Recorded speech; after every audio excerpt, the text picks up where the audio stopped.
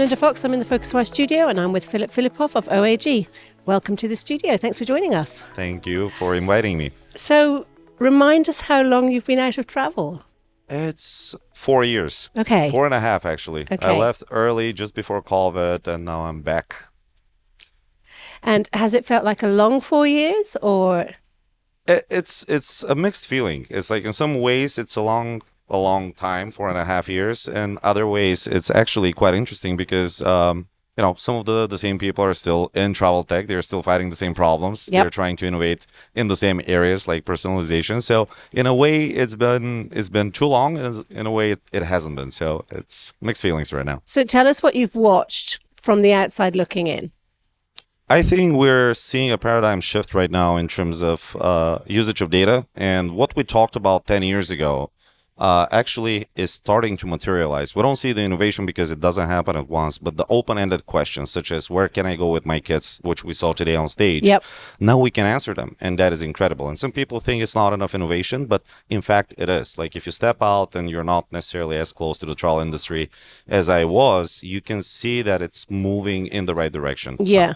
No, that's interesting because I was talking to Sonesta Hotel Group earlier on today and Cloudbeds, and the whole data thing, access to data, goes across very much B2B as well. Yeah. Because they are bringing in so many more sources to make these informed decisions that, so was that also, are you more kind of interested in the B2C side, or are you more interested in the B2B, or do you see kind of developments in both?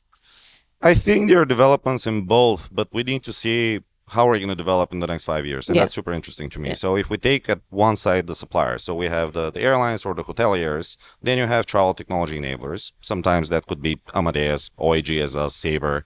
And then you have the distributors, Skyscanner, Booking, and the rest of the folks that actually talk to the customer. Mm-hmm. That journey now is being a little bit interrupted with agents as the theme of the conference. It is, yeah. And to be honest with you, I'm not sure where that epic fight is going to happen, whether that's going to be the consumer companies, which are trying still to get to the consumer, or the consumers preferring to talk to agents, and whether those agents are part of the brands that exist today, or they're actually part of different brands, such as going through Apple or Microsoft or the big technology companies. Do you think this whole proliferation of agents is going to be quite quick?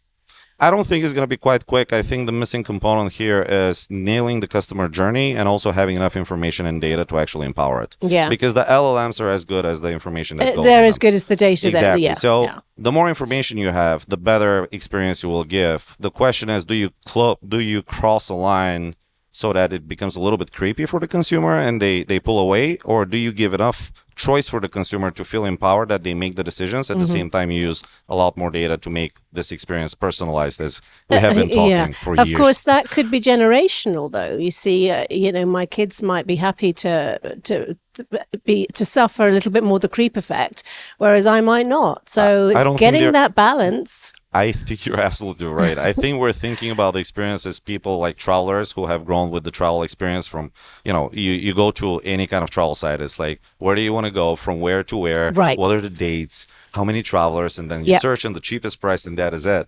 I think we're seeing the proliferation of LLMs, the experiments that we're going to do in AI with data, combined with the shift of who now pays for travel, which is Gen Z, which have a completely different behavior online, which is, we don't care about our personal data. We're happy to share. It's all on TikTok. One of the biggest networks is Find My Friends on Apple. Yeah. Yeah. And people are happy to share their location at all times with their friends, and they can see where they are. And that for us, I guess, who have not grown up with this, is a little bit too much. Yeah. No, it's interesting. I talk to my kids quite a lot about where they get inspiration for travel, for example, and how long before a trip do they start thinking about it. What's the answer, by the way? It's often TikTok. They do mention Skyscanner, which the team there are always pleased about, but they don't mention the big OTAs. So that's interesting for me. And would it be TikTok in the future, and would they care what the brand is? Well, yeah, possibly We don't not. know. They just want to get served up engaging content. I think that's what we're talking about, isn't it? That's whatever the platform will be. Right now it's TikTok, but So that is telling us where the puck is headed. yeah. People might not be that attached to brands. They are attached to where they get the dopamine hit of Exactly. the AI algorithm. Yeah, fishing where the fish are. Okay. Now, did you see, as you were outside of travel, did you think like, okay, now that I'm outside and I have perspective, did you see obvious mistakes being made? Not necessarily. I think sometimes it's easy to say that in hindsight it's always 2020 and you can say Absolutely. this was the mistake we made. But if you take into account the information we had at the time at any given point, and that's for all of the travel companies, I think we're trying our best to make the right choices. Yeah. And sometimes they take longer than we expect. The connected trip, which is across all of the companies that we've heard from today, everyone talks about it. It's been happening for, what is it now, 15 years, and it hasn't happened yet. No. Even the startups are pitching it, and we're not going to get it right in a couple of iterations. Do we want it? Maybe we do. Maybe some of that experience could be made better because now you don't have to worry about pulling out your phone and every step of the journey you make another choice. Yeah. Maybe you would want to have that aisle seat that we talked about without you necessarily spending time on it. But I think consumers need to feel that they're in power of making good decisions. Yes. So that decision-making process should not be taken away from them. Even if we could. Technologically, if we know what's better for the customer. Yeah, but don't try telling them we that. should not do No. it. But now I'm in B2B, so Yeah. that's a different story. Okay, well, we'll talk about that in a minute. You will have watched the rise of generative AI, and Yep. you're a big-time data guy. You always have been. So and you will have watched the industry reaction to AI. What was your reaction to how the travel industry was reacting? My reaction to the travel industry's reaction. Yeah. I think a lot of companies rushed to do something. There you go. And that was quite interesting because there was no need. It's so early. We don't know what it was. We're all And babies. if you remember, after ChatGPT was released, I think it was in November, then by January, we had a bunch of companies who had plugins at the time. Yeah. And if we go and pull out the numbers, I can tell you, 1,000 searches, 0 bookings. Yeah. Most likely this Yeah. is what happened. And then we had the first iteration of the chatbots, with different names. Every company picked a name and they tried to do it. It's as useless as it can get. Yeah. But it's the first iterations, and I think I like the fact that we're trying different things, but I felt people were rushing to say we've arrived before we haven't even started. So Yeah. to me, that was a surprise. I think we're taking it one step at a time. Another thing that I noticed, a lot of AI companies outside of travel were explaining how they could be the perfect personal assistant, and they were giving those beautiful demos of book my trip to London, and all of a sudden it's booked. Yep. It is not, because at every step of the journey you make a different choice. So back to the choices, we need to feel empowered that at every step of the journey we can say A or B at least. Yeah, very good. Okay, now have you noticed any major changes in the industry having been out of it for 4 years? I think there's an unpronounced consolidation, whether that's airlines buying airlines, whether that's the big 4 agencies in the world taking a little bit more share or buying other companies. We're seeing a little bit less innovation, and there's a plethora of startups that are trying to make it through. But as we say in travel, you need to survive for the first 10 years. Yeah. And then you can actually, you can make it big.